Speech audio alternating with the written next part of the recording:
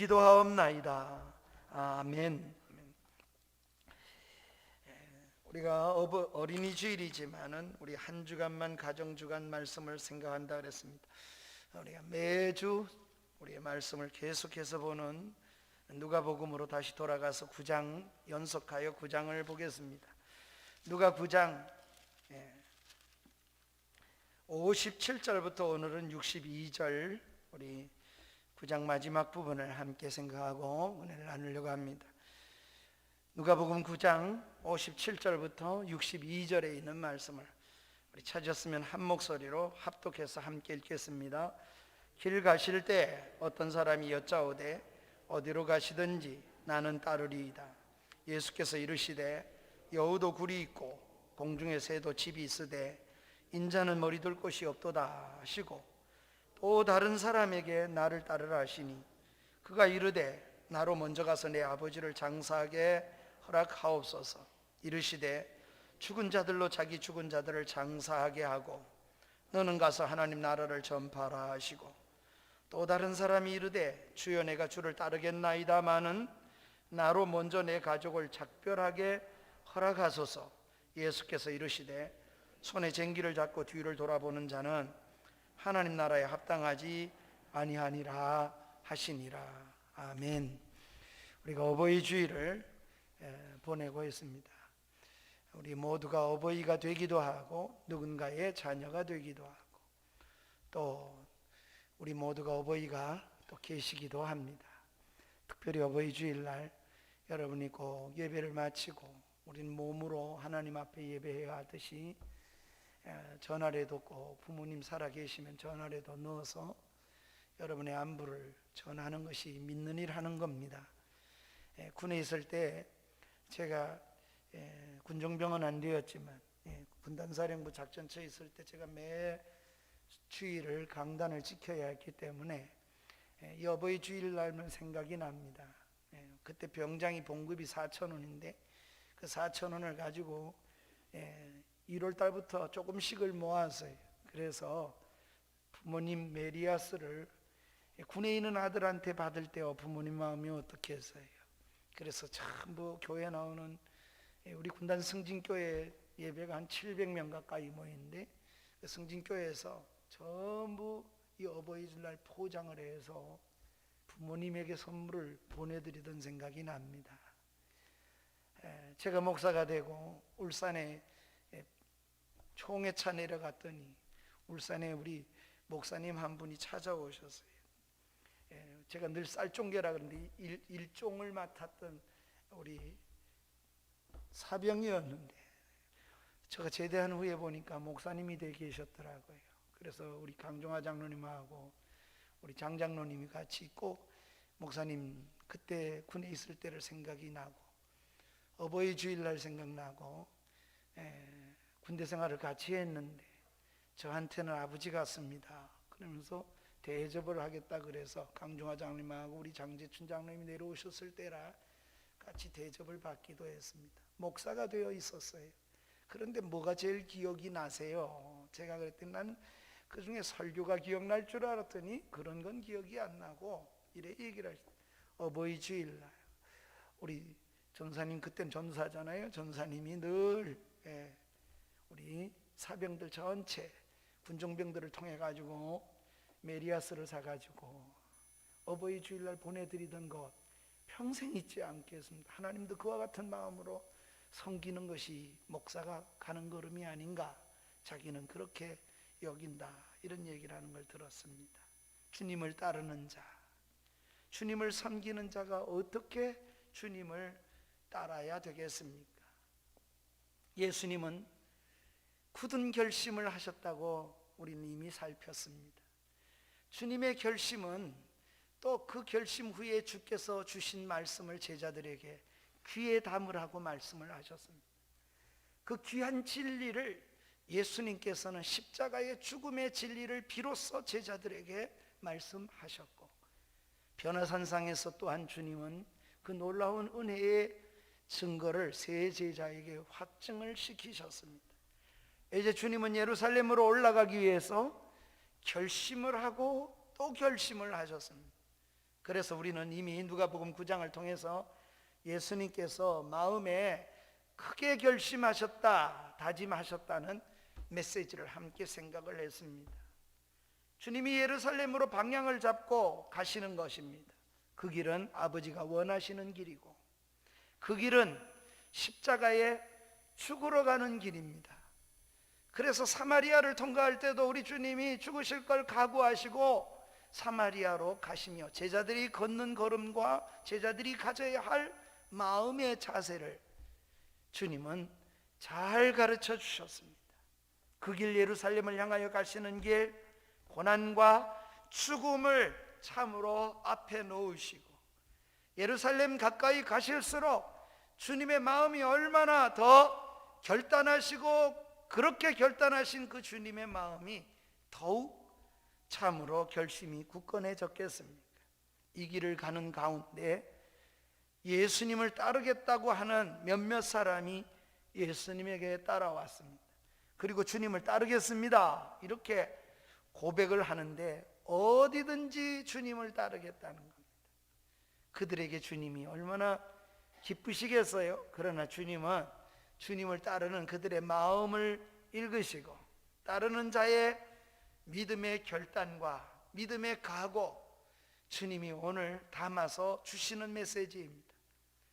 오늘 이렇게 주님이 주시는 메시지가, 주님을 따르는 사람들의 내용을 여러분 읽어보면 세 종류, 세 사람이 주님을 따르는 모습을 오늘 본문이 말씀하고 있습니다. 그러나 내용면으로 보면 또 분류가 되는데 두 분류로 저는 나누어진다고 생각합니다. 한 사람은 예수님을 따르는데 자기가 주님이 너무 좋아서 주여 내가 주님을 따르겠습니다, 이렇게 하는 한 분류의 사람이 있습니다. 또 한 분류의 사람은 예수님이 나를 따르라, 그러니까 제자로서 준비가 되어 있는 사람을 주님이 보셨습니다. 그래서 예수님이 그 사람에게 말을 합니다. 너는 나를 따르라, 이렇게 말씀합니다. 첫 번째 분류는 제가 주님을 따르겠습니다 하는 분류의 한 사람과, 또 한 사람은 주님이 나를 따르라고 말씀하시는 분류.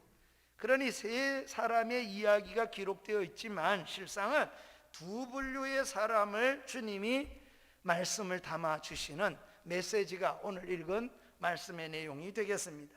첫째로, 주님의 길을 따라가고자 하는 사람들의 이런 세 종류의 사람에게 두 분류, 준비된 사람과 준비되지 않은 사람이 있다고 했습니다. 먼저 우리는 준비가 안 된 사람을 좀 생각하며 은혜를 나누려고 합니다. 이분이 이렇게 말을 합니다. 주님, 내가 주님을 따르겠습니다. 주님이 어디로 가든지 난 늘 따라가겠습니다. 얼마나 열정적입니까? 주님을 생각하고 은혜를 잊고 그 마음에 뜨거움이 일어나서 그래서 주님을 따르겠대요. 어디를 가든지 어떤 형편에든지 주님이 지금 예루살렘에 죽으러 올라가시기 위해서 결단하며 올라가며 12 제자에게도 귀에 담으라, 이렇게 깊은 진리를 말씀하시면서 주님이 하셨던 예수님이신데, 그 말씀을 듣고도 주님을 따르겠습니다, 어디든지 따르겠습니다, 이렇게 길거리에서 주님을 따르겠다는 사람이 있습니다. 57절입니다. 이렇게 말합니다. 어떤 사람이 여짜오되 어디로 가시든지 나는 따르리이다. 어디로 가든지 나는 따라가겠습니다. 여러분, 주님을 따르는 자가 제자 옳습니다. 주님의 모든 것을 따라서 가겠다는 겁니다. 주님께서는 이렇게 결심하고 고백하는 사람에게 주님이 가시는 길이 얼마나 힘든 길이고 어려운 길인지를 잘 설명해 주셨습니다. 주님은 지금 예루살렘을 향하지만 죽으러 가시는 길이잖아요. 또 주님이 가시는 길이 얼마나 어려움이 있는지도 주님이 그 결심 속에, 주님이 아마 이런 마음인 것 같아. 이 사람은 주님이 영광 받으시고 많은 무리가 따르고 환영받고, 우리는 앞에서 보았지만 산에서 내려오셔서 귀신을 쫓아내는데 명하니까 귀신이 쫓겨가는 능력을 보기도 했습니다. 이런 겉으로 나타난 주님의 모습을 보고 주님 따라가면 굉장히 좋겠구나, 이런 아마 마음의 흥분이 그를 어쩌면 이렇게 만들었는지도 모르겠습니다. 우리가 교회 와서 말씀의 은혜를 받다 보면 그렇게 되겠지요. 목사도 그런 때가 참 있습니다. 저는 참 고백적인 그런 고백을 안 드릴 수가 없는 것 중에 하나가 있습니다. 그 중에 하나가 제가 전사 때 그 노트에다 크게 적었던 게 하나 있어요. 어떤 여집사님이 이 부교육자인 전사에게 정말 잘했어요. 힘들고, 제가 결혼을 했으니까 결혼은 굉장히 많이 해놓은 것 같지만 정말 아무것도 한 적이 없어요. 비키니 2개, 그 다음에 그릇 몇 개, 이걸로 그냥 저도 사지도 않고, 또 집사람이 교직에 있었으니까 관사에 있을 때 관사에 쓰던 거, 자기가 쓰던 비키니인가 이렇게 자꾸 여는 거 옛날에 있었잖아요. 그거 하나, 저도 제가 쓰던 거. 그런데 저희 집에 거의 식탁을 채워주셨던 여자 집사님이 있었어요. 늘 잊혀지지 않아요. 얼굴이 지금도 제가 설교하면서도 떠올라요. 너무 잘 섬겨주셨어요. 그런데 저는 그런 것이 너무 감사하고 기쁘고 고맙고 그랬는데 제가 잘못 알았어요. 이 집사님은 너무 부채가 많아가지고 갈 때까지 다 가셨던가 봐요. 그래서 그 돈을 가지고 그냥 목회자를 잘 섬긴 거예요. 나중에 터졌는데 보니까 이게 보통 돈이 아니, 갚을 수 있는 돈이 아니, 아마 경찰에 입건돼 가지고 가셨으리라고 생각합니다. 그걸 누리는 전도사, 그걸 기뻐하고 잘 섬기는 줄을 착각했던 목회자가 오늘 이 강단에 지금도 설교하고 있지 않습니까? 교인들은 은혜가 되면 목사가 눈이 좀 삐뚤어졌든지 입이 좀 망가졌든지 은혜만 받으면 다 좋게 보이지. 내가 어느 날 이렇게 생각해 봤어요. 수없이 이렇게 목사님을 쳐다보잖아요. 여러분, 저도 결혼을 했으니까 부부간에도 이렇게 1시간 동안 얼굴 쳐다보는 거 있습니까? 예? 여러분, 그러니까 생각해 보세요. 목사가 아주 위험에 늘 놓여 있는 거죠, 사실은. 그런데도 그걸 마치 그 남편한테로 돌려줘야 되고, 그리고 삶을 가르쳐야 되는데, 예수 믿는 것이 무엇인지, 어떤 태도로 살아야 되는지를 가르쳐야 하는데, 저는 예수 잘 믿는 줄 알았어요. 목사 잘 섬기니까. 그래서 평생 삶이라는 얘기를 설교 시간에 빼지 말아야 되겠구나. 나한테 잘하고 목사한테 잘하고 안 하고가 문제가 중요한 것이 아니고, 그가 어떤 태도로 주님을 섬기고 어떤 태도로, 어떤 삶으로 주님 앞에 지금 서 있는가가 너무 중요하기 때문에 그렇습니다. 주님은 이렇게 말씀하십니다. 그 가는 길이 얼마나 힘들고 어려운지를 이렇게 주님은 그의 마음을 읽으시고 이렇게 말합니다. 들짐승이나 공중의 새에도 집이 있고 거처가 있다. 그러나 주님은 머리 둘 곳도 없다고 말씀하십니다. 58절입니다. 주님은 이렇게 말씀하십니다. 여우도 굴이 있고 공중의 새에도 집이 있으되 인자는 머리 둘 곳이 없도다. 여러분, 이걸 직역하면 예수님은 집이 없다 이렇게 볼 수도 있겠죠. 그러나 그런 의미보다는 주님은 이 세상의 그 어떤 것으로도 머리 둘 곳, 안식처로 삼지 않으시고 살아가신 주님이시라는, 예수 믿고 주님을 따르는 자의 삶의 태도와 그렇게 사는 믿음의 걸음은 이 세상이 우리의 참으로 안식처로 삼지 않는 것이 믿음의 삶의 태도가 되어야 된다는 겁니다.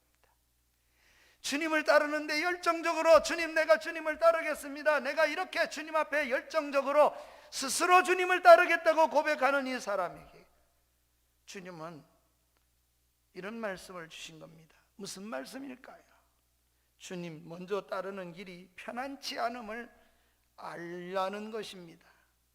편안하고 영광스러운 길이라고 생각한다면 결코 주님을 따라갈 수 없다는 겁니다.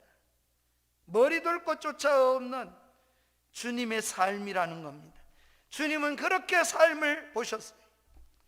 따라서 오늘 우리도 주님을 따라간다는 것, 그것은 주님 정말 따르기를 원한다면 이렇게 불편한 길, 이렇게 험한 길, 이렇게 힘든 길이라 할지라도 따라가야 되겠다는 생각을 하고 따르라고 주님이 요청하는 겁니다.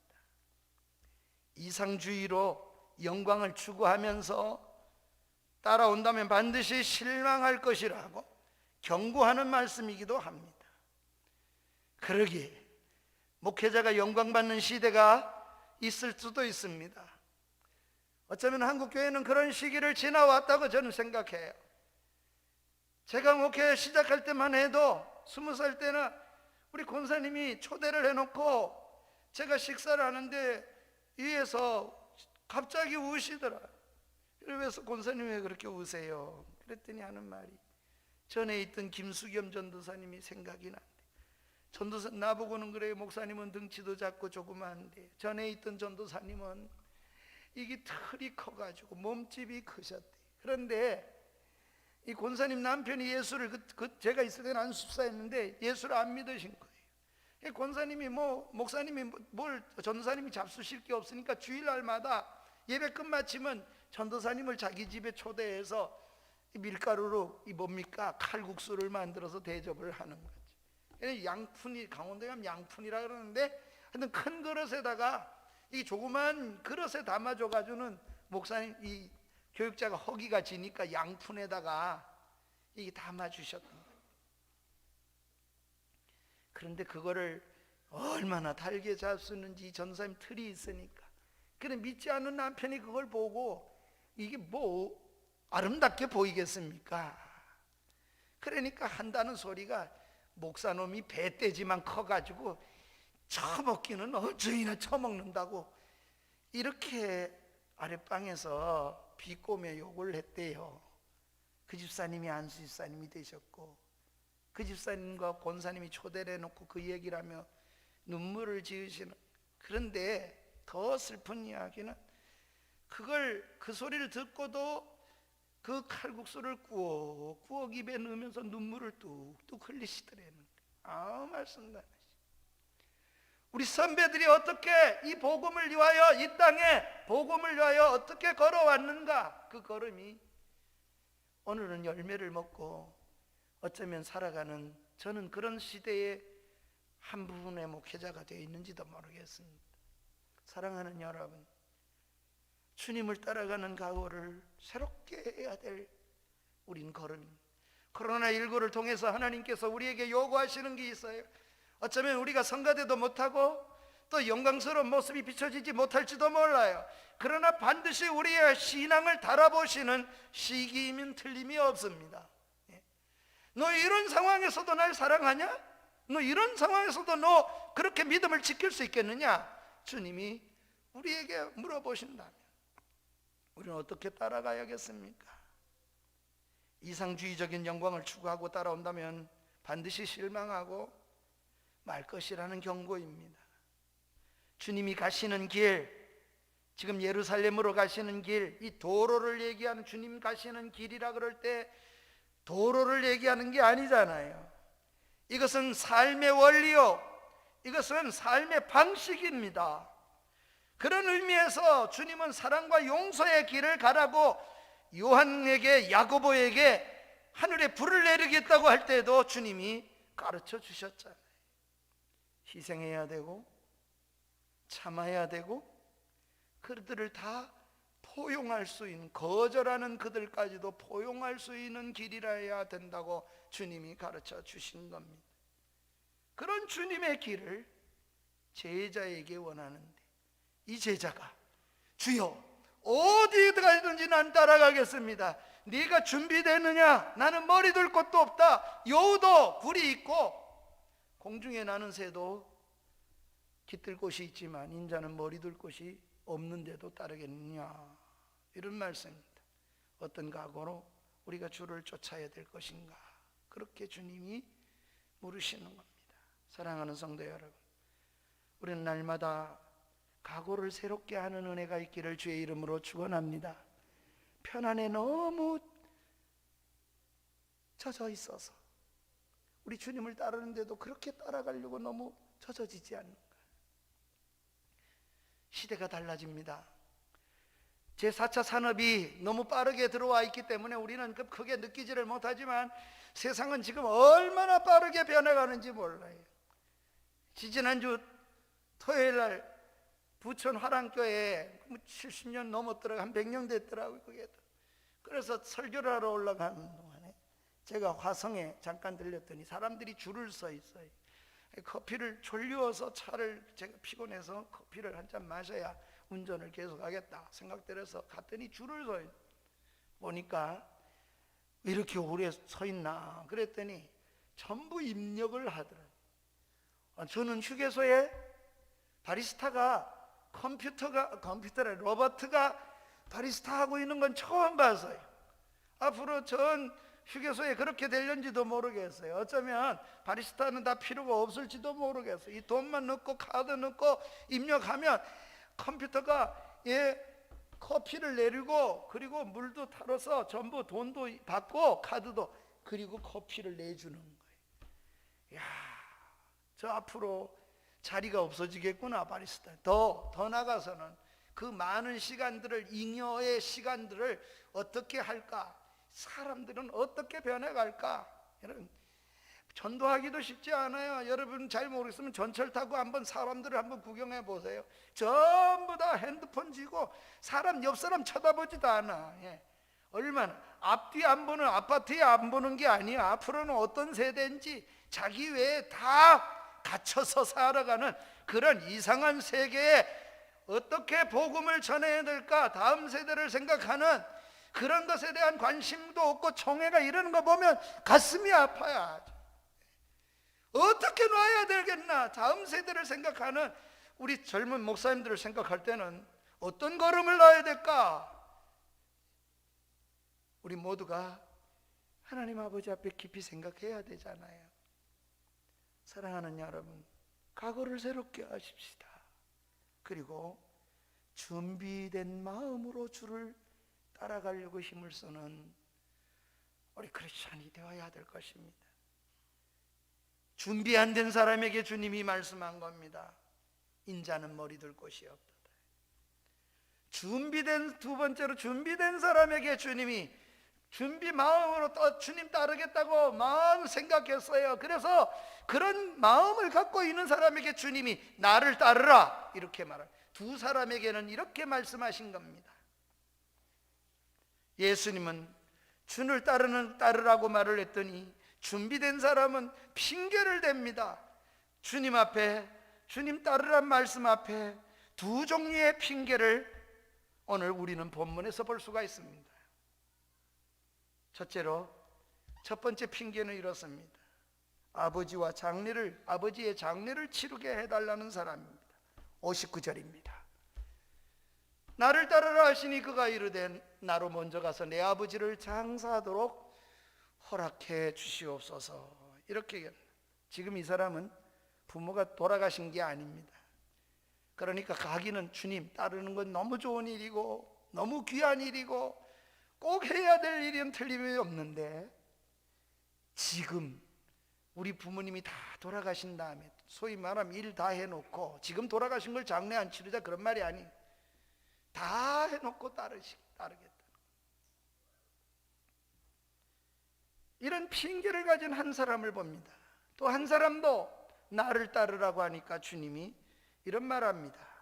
가족과 작별의 절차를 거치고 가족하고 다 이렇게 작별 인사를 하고 따를 수 있게 해달라는 겁니다. 61절입니다.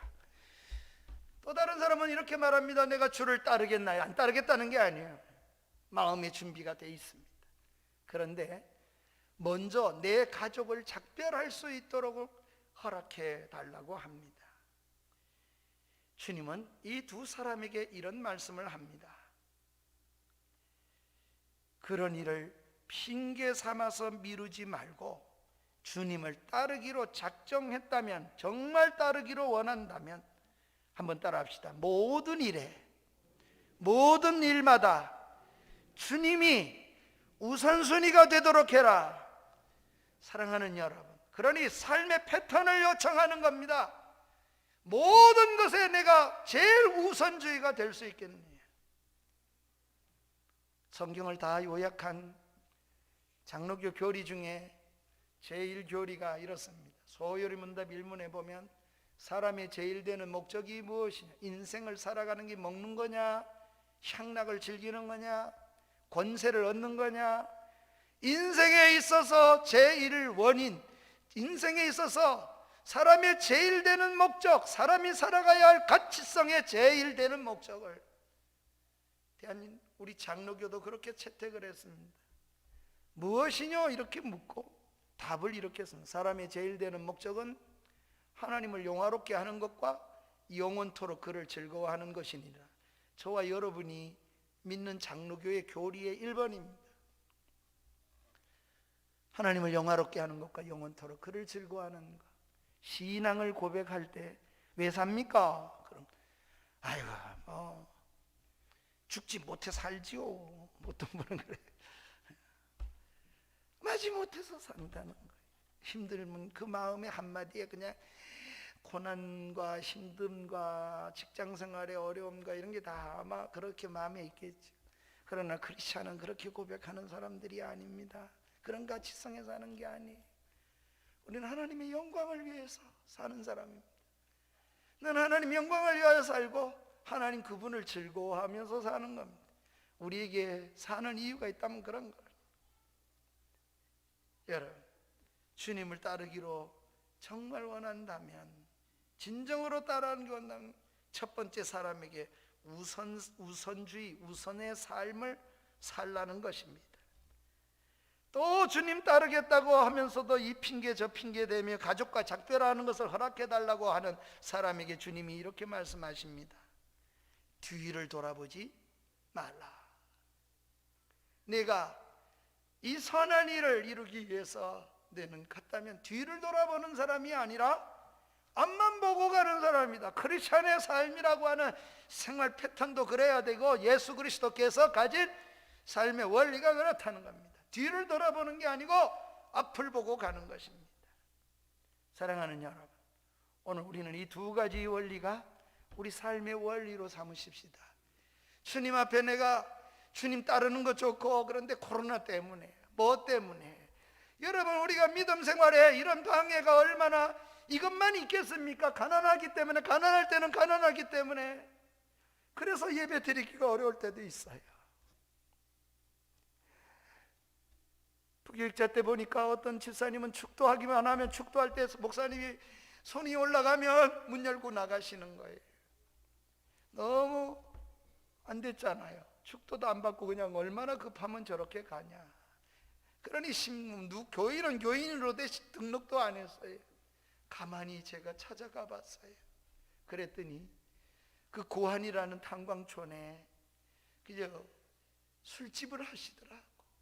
제가 들어갔더니 너무 놀라가지고 전사님 어떻게 하셨어요? 그래, 제가 예수를 버릴 수는 없고 남편은 광산에서 돌아가셨고 애들은 두서너 명이 있는데 키워야 되겠고 아는 것은 하나도 없고, 그래서 예수를 믿는데 술장사를 하니 가서 너무 죄스러워서 예배는 안 드릴 수도 없고, 그래서 주일날 예배 드리고 축도를 받을 수가 없어. 그런 가신데 나는 믿음을 다시 생각해 와야 했어요. 그렇게 가시는 거예요. 그래서 기도를 해주고, 집사님 기도할 때 그랬어요. 이 집사님이 지금 이 마음을 변치 않게 해주세요. 술장사 하는데 술장사 하지 마세요 이렇게 말한 적이 없어요. 참 이렇게 얘기했어요. 이걸 빨리 정리를 잘할 수 있도록 좋은 아이디어도 주시고 지혜도 주시고 필요하면 직장을 가질 수 있게 해주시고 두 아이를 잘 길러낼 수 있도록 그렇게 하나님이 은혜를 주셔서 이거 안 하고 잘할 수 있도록, 그리고 주님을 예배하는데 편안하게 축도받고 돌아갈 수 있을 정도로 그렇게 하나님이 하실 수 있도록 해주시면 좋겠습니다. 그 어머니는 그 후에 저는 강원도도 살았고 목사도 됐고 오랫동안 잊었습니다. 교회를 개척하고 평택에 서 있는 동안에 전화가 왔어요. 박충근 목사님이 그렇다고 그러니까 목사님 기억나십니까? 그래는 기억나는 게 뭐냐 하니까 바로 그분의 아들이요. 어머니는 돌아가셨고 죽기 전에 유언을 했대. 전사님 꼭 찾아뵙고 목사님이 될 텐데 너희가 대신 인사를 하거라. 그리고 너희가 찾아뵈라. 그렇게 했어요. 그런데 저는 의정부의 고등학교 선생이고 동생은 어느 중학교의 과학 선생이래. 두 형제가 다 선생이 됐더라고요. 그래서 와이셔츠를 해가지고 두 형제가 찾아왔어. 저희도 예수를 믿는다고. 어머니가 평생 잊지를 않는, 어떤 설교보다도 잊혀지지 않는 교역자가 있다, 그렇게 얘기를 했다는 거예요. 꼭 찾으라. 설교도 귀하지요. 말씀이 바로 증거되는 건 너무나 귀한 일이요. 그러나 말씀대로 사는 것, 말씀의 가치를 인정하는 것, 그건 너무 중요한 일입니다. 주님이 이렇게 말씀하신 거예요. 그래서 뒤돌아보지 마라. 네가 모든 것의 제우선주의가 무엇이냐? 주님 따르는 사람이 가져야 될 두 가지. 이미 주님을 따르기로 작정했고 그런 사람은 그렇게 해야 된다는 겁니다. 왜 그래야만 합니까? 여러분, 이런 사람에게 주님이 주시는 두 곳의 말씀이 그렇잖아요. 60절에 보면 먼저 이 사람에게 이렇게 말합니다. 죽은 자로 장사 지내겠다는 사람에게, 부모 아직도 안 돌아가셨는데 장사 지내겠다고, 그래서 지체하겠다는, 나를 따르라고 준비된 사람에게 하신 첫 번째 사람에게 주님이 하시는 말씀은 죽은 자로 장사하게 하고 너는 가서 하나님 나라를 전폐하라. 우선순위가 무엇인가를 먼저 깨우쳐 주셨어요. 두 번째로 주님이 따르겠습니다. 그러나 주님, 내 가족을 작별하도록 허락하여 주시옵소서. 63~2절에 보면은 이렇게 얘기를 합니다. 손에 쟁기를 잡고 뒤를 돌아보지 마라. 하나님 나라에 합당치 않다고 얘기를 합니다. 여러분, 이런 핑계 저런 핑계로 가야 할 길을 미루는 사들은 주께서 두 가지로 깨우쳐 주셨습니다. 주님이 이 말씀을 가만히 그냥 여러분이 설득 읽으면 인륜을 저버리라는 말씀처럼 이렇게 들려질 수 있는데 그런 내용이 아닙니다. 우리 주님도 그렇게 하신 적이 없어요. 인륜조차 저버리라는 말씀은 결코 아닙니다. 주님을 따르는 데는 많은 걸림돌이 있다는 겁니다. 그것을 뛰어넘지 않으면 결코 주님을 따라갈 수가 없는 만큼 목회자에게도 있고 교우들에게도 있어요. 직장생활하는 속에서도 뛰어넘어야 믿음의 영향력이 나타나고 믿음의 걸음을 걸을 수 있고, 목회자는 목회자대로 그런 걸음이 있을 수 있을 겁니다. 그리고 주님을 따른다는 것은 이런 거죠. 삶의 원리를 따라가는 것이고 주님의, 한번 따라서요, 예수 그리스도의 가치관을 따라가는 것이다. 아멘.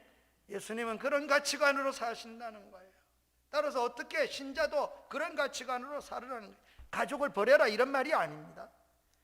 그것에 발목 잡혀서 하나님의 뜻을 따라가는 일에 주저하거나 포기하거나 그렇게 하지 말라는 겁니다. 때로는 모든 것을 포기하고 따라가야 할 순간이 온다는 겁니다. 그런 상황에서도 저런 것에 발목 잡혀서 주님 쫓는 일에 주저하거나 포기하지 말라는 말씀입니다. 세상의 일에 관심을 끊지 않고는 주님을 따라가는 일이 방해가 될 때도 많습니다. 어떤 사람에게는 하나도 방해가 안 될 수도 있어요. 저는 30년 전에 사실은 골프채를 잡아봤어요. 어떤 분이 골프채를 사주셨으니까.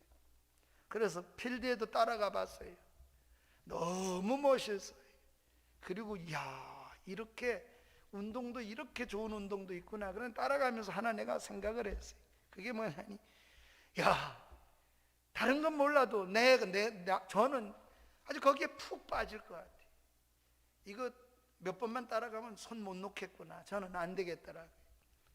그래서 우리 이은복 목사님이 골프채를 새 걸로 2번 바꿔줬어. 저도 그러나 한 번도 다 뺏겨본 적이 없어요. 어쩔 수 없어서 함께 잠깐 교제의 시간이 필요하다면 그렇지만 왜 안 배우냐. 안 배우는 게 아니고 난 안 좋아해요. 안 좋아하는 게 어디 있어요. 저는 너무 빠질 것 같아서 사실은 안 할 뿐입니다. 어떤 사람에게는 골프가 방해가 될 수 있어요. 어떤 사람은 골프 아니고 다른 것이 그럴 수도 있어요. 저마다 사람마다 다 다를 수가 있을 겁니다.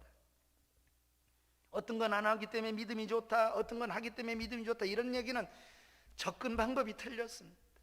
그런 얘기가 아니에요. 주님을 따르는 일에 내가 관심에 너무 뺏길 것 같은 것, 그걸 내가 포기하는 거지. 주님을 우선하겠다는 그런 마음입니다. 사랑하는 여러분, 우리는 그렇게 그런 감정과 그런 일에 우리가 매달리지 않아야 믿음의 한 걸음을 걷기 때문에 그렇습니다. 주님을 따르자가 정말 따르고자 하는 자에게 주님의 경고가 두 번째 있습니다. 그 경고는 뭡니까? 뒤를 돌아보지 말라는 겁니다. 정말 주님을 따르고자 하느냐, 뒤를 돌아보지 마라. 이 원리 중에 주님을 뭐 우선순위하는 것은 다 생각하니까 제가 경고 하나만 더 강조하겠습니다. 62절에 이렇게 말합니다. 손에 쟁기를 잡고 뒤를 돌아보는 자는 하나님 나라에 합당치 않다. 예수님은 당시에 농사 짓던 농부를 아마 떠올린 것 같습니다. 농부가 밭을 가는데 뒤를 돌아보면서 밭을 쟁기를 쥐고 움직이면 그 일항을 똑바로 갈 수가 있겠습니까? 뒤를 돌아보니까 자꾸 이렇게 갈지자를 걷겠지요. 신앙도 그와 같을 수 있다는, 우리의 삶의 패턴이 그렇게 돼서는 안 된다고 말씀하시는 겁니다. 신앙생활은, 한번 따라, 신앙생활은 앞만 보고 가는 것이다. 뒤를 돌아보는 게 아니에요. 농부의 모습에서도 주님이 진리를 지금 담아주신 겁니다. 앞만 보고 가는 거예요. 위기 때 뒤돌아보지 말라 그러는데도 이 돌아보다가 모든 걸 다 망치는 이런 사람도 있었다는 것을 구약에 언급해 줍니다. 누가 그랬습니까? 뒤를 돌아보는 순간에 소금 기둥이 되었던 롯의 아내, 신약에 이렇게 말합니다. 그런 인생을 얘기할 때마다 롯의 아내를 기억하라, 그렇게 했어요. 창세기 19장 26절에 보면 롯의 아내가 뒤를 돌아보았으므로 구원 얻을 수 있는 진리의 말씀을 다 받았고, 천사가 강권하여 떠다 밀어서 그 소돔성을 벗어나는 그 순간에도 그는 뒤를 돌아보므로 소금 기둥이 되었다. 우리에게 경고처럼 말씀을 주십니다. 사랑하는 여러분, 그러기에 오늘 우리가 뒤의 것에 붙잡혀 모든 것을 잃을 수도 있어요. 어떤 것은 비록 뒤를 돌아봄으로 한번 다시 그렇게 할 수도 있지만, 어떤 건 뒤를 돌아봄으로써 완전히 다 망칠 수도 있어요. 롯의 처처럼. 그러기에 우리는 앞만 바라보고 믿음으로 살아가야 할 것입니다. 믿음은 그런 것이라고 실제로 자기 고백을 쏟아놓은 하나님의 사람이 있습니다. 바울 사도가 그런 사람이 옳습니다. 바울 사도는 자기의 생애를 뒤돌아보면서 그렇게 기뻐해라, 희락의 복음이라고 말하는 우리 소위 빌립보서에서 자기를 고백하는데, 빌립보 3장 13절 말씀에 보면 이렇게 고백을 합니다. 우리 다 같이 한번 읽을까요? 시작. 형제들아, 나는 아직 내가 잡은 줄로 여기지 아니하고 오직 한 일, 즉 뒤에 있는 것은 잊어버리고 앞에 있는 것을 잡으려고, 뒤에 무슨 구절이 있겠어요? 난 달려가노라, 그런 말입니다. 세상에 앞에 볼고 가는 겁니다.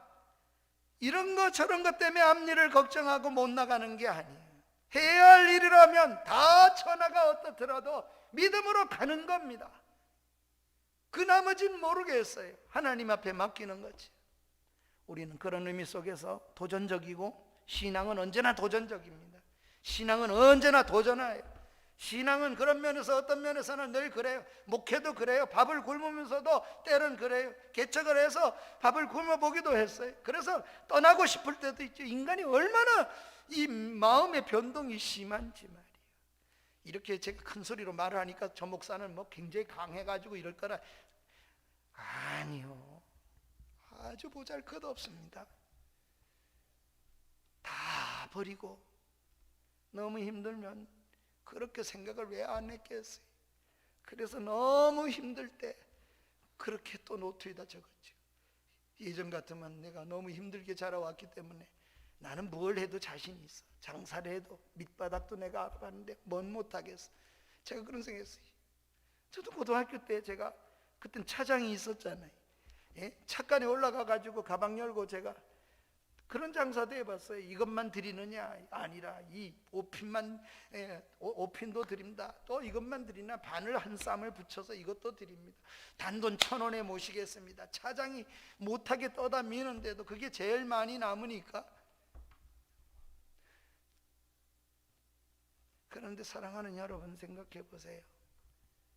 그런데 어느 날 말씀 앞에 서니까 앞만 봐야 되죠. 이거 못하면 저거 하면 되지 뭐. 이 생각이 나를 지배할 때 다 내려놔야 되잖아요. 노트에다 크게 쓴 게 있어요. 난 목회 외에는, 설교하고 신방하고 목회 외에는 아무것도 할 수 없는 무능한 사람입니다. 그래서 맛있는 거 찾아가는 것도 하지 말자. 그거 외에는 아무것도 모르는 단순한 사람으로 하나님 앞에 바보처럼 단순화시키자. 그게 때로는 힘이 들지요. 그러나 그렇게 걸어가는 것이 믿음으로 걷는 걸음에는 헛되지 않구나 하는 생각을 합니다. 후회스럽지 않고 오히려 감사합니다. 저는 바울이 이 걸음, 바울이 고백한 이 빌립보서의 말씀 3장 13절의 말씀은, 그런 의미 속에서 빌립보서는 저에게 아주 굉장히 그 어려움 속에서도 어떻게 희락의 얘기를, 어떻게 기뻐하란 말이 제일 많이 나올까, 그 감옥에서 어떻게 예수 아니고는 그 어려움 속에서 그 기쁨을 누리고 그 희락을 말할 수가 있을까. 사랑하는 여러분, 그러기에 우리는 어리석은 자세에서 벗어나야 합니다. 세상에 미련을 두고 자꾸 뒤돌아보면 결코 앞으로 나갈 수가 없기 때문입니다. 얼매이는 거, 발목에 묻히는 거 주님 보고 우리가 다 내려놓고 따라가야겠습니다. 예수 믿는 사람은 그래서 하나님 앞에 날마다 도전적이라니까요. 주님을 따른다는 것, 그것은 어떤 가치관으로 사느냐, 주님이 보여주신 가치관을 가지고 살아가는 것이 주님을 따르는 삶이에요. 그래서 사도는 그래요. 뒤에 것은 잊어버리고, 사도가 잘한 것도 있고 못한 것도 있겠죠.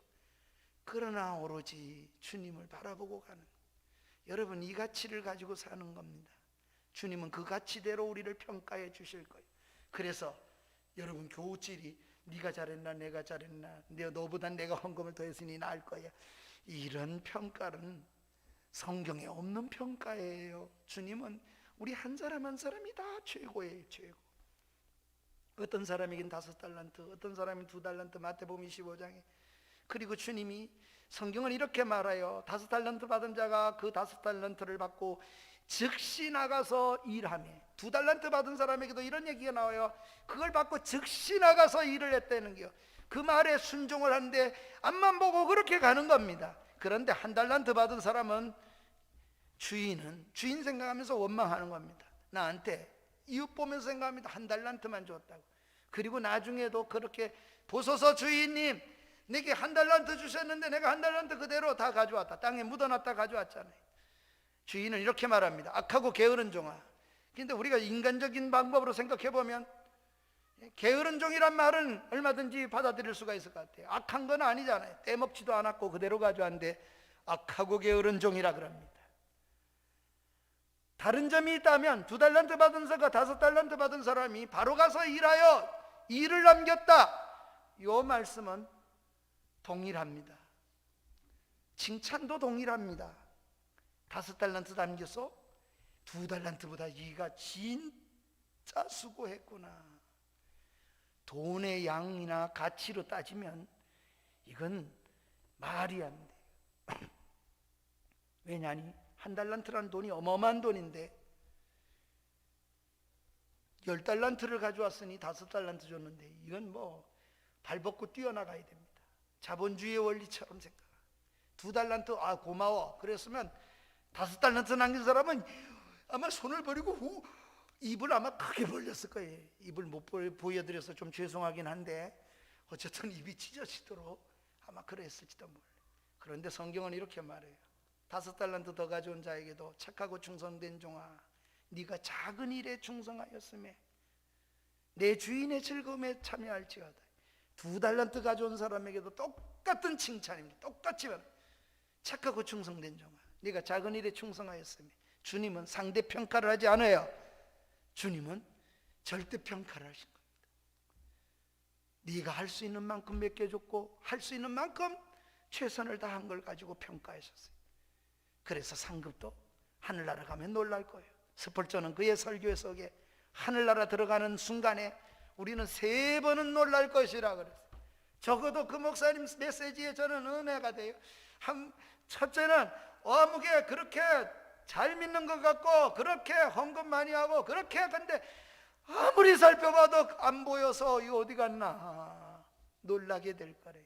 2번째로는 예수 믿어도 저렇게 믿어가지고 되겠나, 한심하기 짝이 없던 그 사람이 너무 영광스러운 구원을 얻는 그 모습 앞에 너무 놀라워한다는 겁니다. 2번째 놀랄 일이 있다는 거예요. 또 한 번 놀랄 일인데, 나 같은 게 어떻게 여기 이 천국에 왔을까. 그래서 우리 모두는, 적어도 스펄전 목사님 설교가 이래요. 우리 모두는 3번은 천국에 가면 반드시 놀랄 일이 생길 것입니다. 그렇게 하나님의 평가 앞에 우리가 서는 날이 있을 것입니다. 사랑하는 여러분, 말씀을 맺습니다. 신앙의 왕도는 없습니다. 신앙의 왕도라는 것은 왕이 가는 길 말이에요. 어떤 편한 길이 따로 있고 그렇지는 않습니다. 믿음의 길은 주님 아버지 앞에 지름길이 없습니다. 믿음의 일에 지름길로 가는 게 아니고 왕도도 없어요. 주님이 지금 그 말씀을 나를 따르는 자에게 주신 메시지입니다. 이렇게 합시다. 한번 따라합시다. 믿음으로 주님만 바라보고 가게 하소서. 옆에서 뭐라 그래도 예수님이 이러면 어떻게 생각하셨어요? 주님이 나한테 내 마음 아시겠지. 주님이 날 보시고 말씀하시겠지. 그것이 우리의 모든 것이 되어야 돼. 목회자도 마찬가지. 옆에 교회가 보여서 그렇게 가는 게 아니에요. 누가 또 캐먹으니까 어느 교회 또 캐먹으면 우리도 왜 안 내먹냐고 목사님 달달 뽑고 그러지 마세요. 전 목회하다 별일도 다 봤어요. 그게 무슨 의미가 있는 겁니까? 거기 또 캐먹어야 될 이유가 있으니 또 캐먹어. 그건 우리는 이유 있으면 해먹을 일이 그지만 놈이 해먹으니 나도 해먹어야 돼. 이런 원리가 어디 있어요? 변화시키는 주님만 바라보십시다. 왜냐하면 주님께서 우리의 복음을 주시고 그렇게 사는 자에게 금생과 내생에 대한 약속이 있기 때문입니다. 우리 다 같이 말씀을 읽고 끝맺겠습니다. 마가복음 10장 29절부터 30절입니다. 이 말씀으로 말씀의 결론을 맺습니다. 다 같이 읽겠습니다. 시작. 예수께서 이르시되 내가 진실로 너희에게 이르노니 나와 복음을 위하여 집이나 형제나 자매나 어머니나 아버지나 자식이나 전토를 벌인 자는 현세에 있어 집과 형제와 자매와 어머니와 자식과 전토를 100배나 받되 박해를 겸하여 받고 내세에 영생을 받지 못할 자가 없느니라. 주님 앞만 보고 간 자에게 약속이 있습니다. 현세, 내세, 이렇게 30절의 결론을 내렸습니다. 주님의 약속은 현세에도 있습니다. 내세에도 있습니다. 주님을 따르는, 우리가 어떻게 내가 자원해서 따르든 주님이 따르라고 부르셨든 우리는 주님의 말씀을 향하여 가는 그런 걸음이 되어서 한 주간도 믿음의 승리자가 되기를 축복합니다. 우리 일어나셔서 찬양을 드리겠습니다. 다 같이 말씀을 생각하며 347장입니다. 허락하신 새 땅에 들어가려면 마음